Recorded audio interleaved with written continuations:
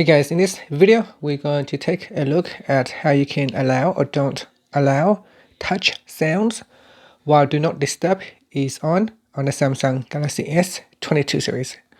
First, tap on the home button to go back to the home screen. And on the home screen, swipe down at the top and tap on the settings icon. In settings, you want to go down and tap on notifications. And here, we're going to swipe up and go down and tap on Do Not Disturb. Next, we go down and tap on Alarms and Sounds. Then in here, tap on Touch Sounds toggle button to turn it on or off.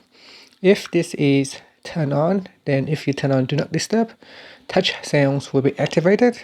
And if you turn it off, then while Do Not Disturb is on, you will not be able to hear touch sound.